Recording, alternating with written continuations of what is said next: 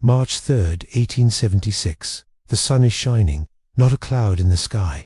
Out on her porch, a farmer's wife, Mrs. Crouch, is making soap when something strange begins to happen. It starts to rain, but this isn't water. It's a shower of raw, bloody meat. For several minutes, chunks of flesh, some as large as 3 or 4 inches square, fall from the heavens, splattering onto the fields and fences around her home. It's a scene straight out of a nightmare, a gruesome, impossible rain from a clear blue sky.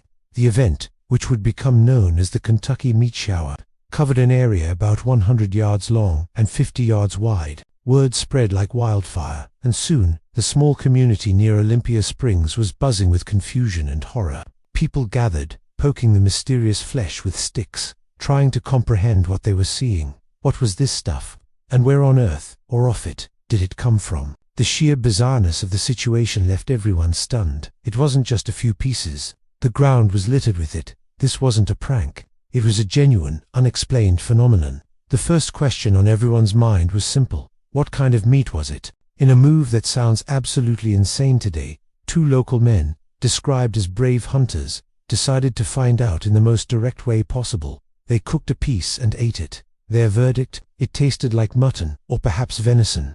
But personal taste tests weren't exactly scientific. Samples were quickly sent off to chemists and microscopists across the country for proper analysis. The initial reports only deepened the mystery. One scientist claimed it was lung tissue from either a horse or a human infant.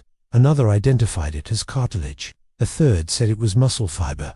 The results were all over the place, providing no clear answer. The theories started flying.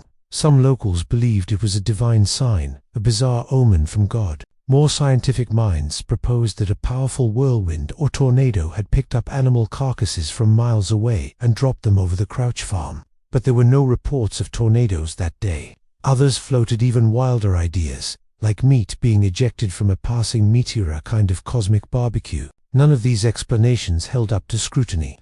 The area was too small, the weather too calm. The mystery of the falling flesh seemed unsolvable. Then, a professor from Louisville offered a far more plausible, yet utterly disgusting, explanation. He proposed the vulture theory. Vultures, also known as buzzards, are known to travel in large flocks, called a kettle. They also have a very peculiar and effective defense mechanism. When startled or threatened, they projectile vomit the contents of their stomachs. The professor suggested that a large flock of vultures, having just feasted on 1 or more dead animal carcasses, flew over the Crouch farm. Something perhaps, a sudden change in air pressure, or simply one bird startling the others, caused a chain reaction of regurgitation.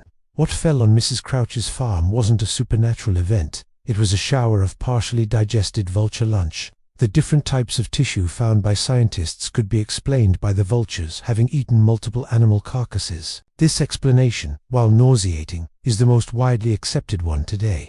It accounts for the small, localized area of the shower and the variety of tissue types found.